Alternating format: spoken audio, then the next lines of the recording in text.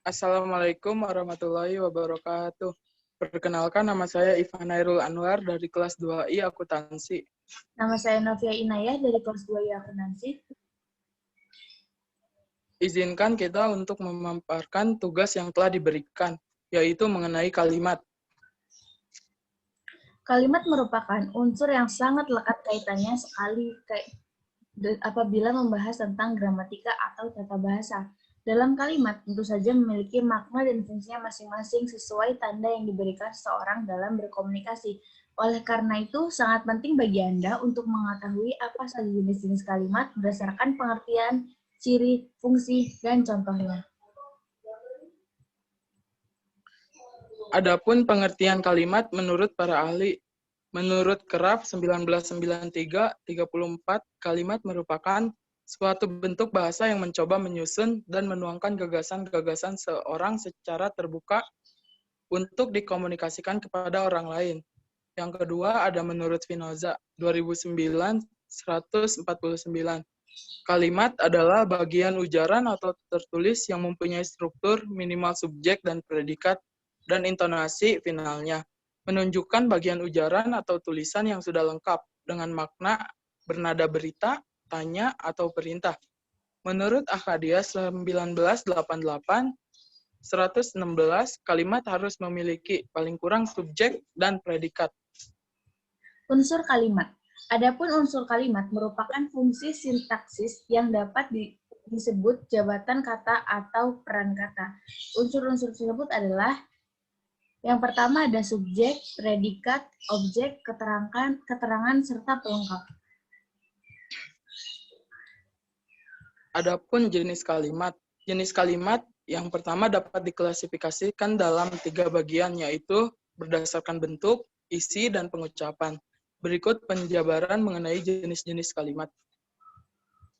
Yang pertama ada jenis kalimat berdasarkan bentuknya.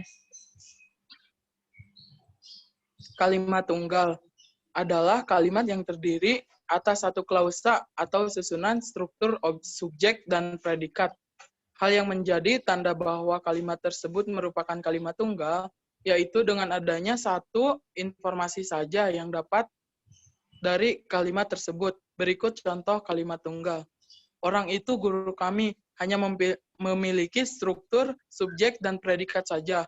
Yang kedua, Andin sedang membuat surat lamaran yang memiliki struktur, subjek, predikat, dan objek saja. Yang ketiga, ada permisi, yaitu hanya memiliki struktur predikat saja. Kemudian ada kalimat majemuk. Kalimat majemuk adalah kalimat yang terdiri minimal dari 2 atau lebih kalimat tunggal.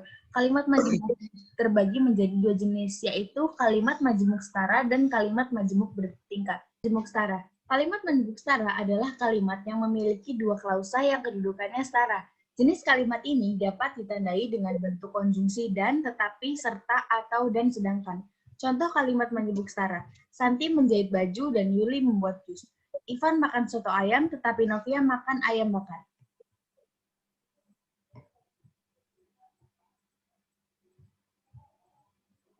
Nah, untuk kalimat majemuk bertingkat adalah kalimat yang terdiri atas induk kalimat dan anak kalimat, atau istilah lain dalam linguistik adalah klausa utama dan klausa subordinatif.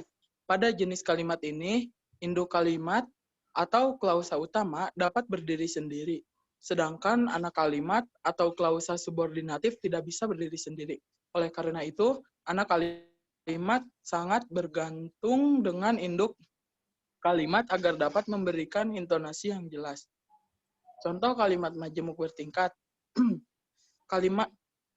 Contoh kalimatnya, ketika hujan turun, itu anak kalimat. Dan yang kedua, Ivan masih berada di dalam kereta, itu induk kalimat. Jika digabungkan, ketika hujan turun, Ivan masih berada di dalam kereta. Kemudian ada jenis kalimat berdasarkan isi. Yang pertama, kalimat berita atau kalimat deklaratif. Kalimat berita adalah kalimat yang berfungsi untuk menyampaikan informasi atau pernyataan. Ciri-ciri dari jenis kalimat berita, diantaranya yang pertama berisi informasi, yang kedua intonasinya itu netral, yang ketiga tulisan pasti diakhiri dengan tanda baca titik. Contohnya, Ivan sedang mengejar pencuri motor. Yang kedua, Novia tidak ingin ikut ke pasar. Kemudian ada kalimat tanya atau kalimat interrogatif. Kalimat tanya adalah kalimat yang berfungsi untuk mencari tahu tentang suatu informasi atau jawaban dari respon lawan bicara. Ciri-ciri dari kalimat ini diantaranya adalah yang pertama, berisi pertanyaan.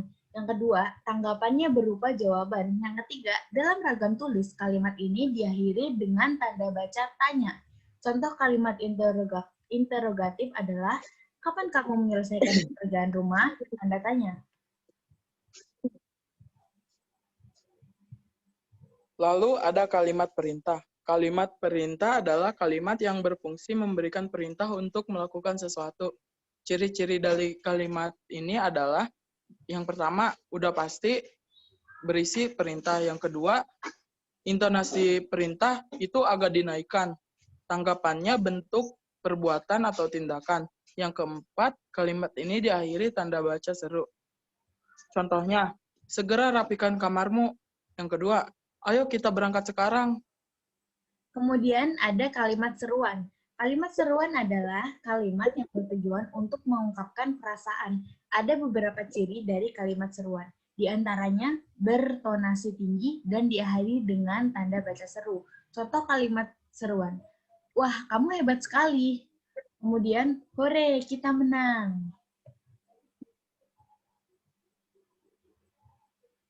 Jenis kalimat berdasarkan pengucapan. Yang pertama ada kalimat langsung. Kalimat langsung adalah kalimat yang disampaikan secara langsung tanpa adanya perantara. Dalam ragam tulis, kalimat ini ditandai dengan tanda petik 2 yang berfungsi untuk membedakan dengan kalimat penjelas. Contoh kalimat langsung adalah, apa kamu besok ingin aku antar ke toko? Tanya Novia. Kemudian, kemarin aku bertemu dengan Sarah di kampus, ucap Ivan. Nah, adapun kalimat tidak langsung. Kalimat tidak langsung ini adalah kalimat yang menceritakan kembali ucapan yang pernah dikatakan orang lain. Ciri-cirinya tidak menggunakan tanda petik. Yang kedua, ada perubahan kata ganti orang. Yang ketiga, ditambah konjungsi bahwa. Contohnya, Novia mengatakan bahwa dia akan pergi ke rumah pamannya besok pagi. Yang kedua, ibu menyuruhku untuk membelikan sabun cuci piring. Kemudian, ada jenis kalimat berdasarkan fungsi subjeknya. Yang pertama itu ada kalimat aktif. Kalimat aktif adalah kalimat yang unsur objeknya melakukan tindakan. Ciri-cirinya dapat dikenali dari kalimat aktif, yaitu memiliki imbuhan me atau ber, dan memiliki pola kalimat subjek, predikat, dan objek, atau subjek, predikat, objek, dan keterangan. Contoh kalimat aktif. Ivan membeli buah-buahan. Yang kedua, Novia sedang makan di restoran. Kemudian, ada juga kalimat aktif transitif. Kalimat aktif transitif adalah kalimat aktif yang dapat diikuti atau disisipi oleh unsur objek. Dalam kalimat aktif transitif biasanya menggunakan imbuhan me pada. Selain itu, kalimat ini dapat diubah menjadi kalimat pasif.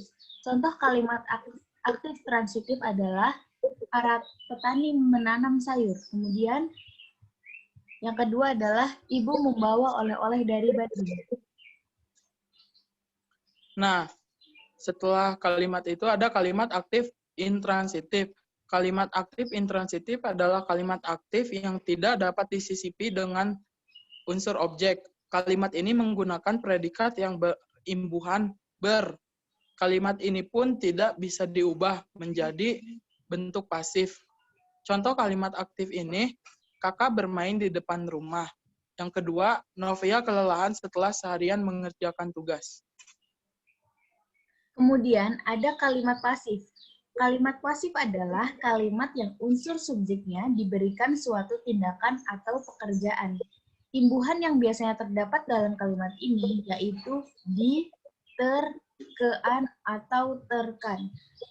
Jenis kalimat ini diikuti oleh kata depan oleh. Contoh kalimat pasif. Aku kelelahan menunggunya. Novia diantar oleh Ivan. Nah, adapun pola dasar kalimat. Yang pertama, kalimat dasar tipe, subjek, dan predikat. Yang kedua, kalimat dasar tipe, subjek, predikat, dan objek. Yang ketiga, kalimat dasar tipe, subjek, predikat, dan pelengkap. Yang keempat, kalimat dasar tipe, subjek, predikat, dan keterangan. Yang kelima, kalimat dasar tipe, subjek, predikat, objek, dan pelengkap. Yang keenam ada kalimat dasar tipe, subjek, predikat, objek, dan keterangan. Terima kasih. Sekian dari kita. Cut lagi bisa kan gini? Bisa. Apa ya?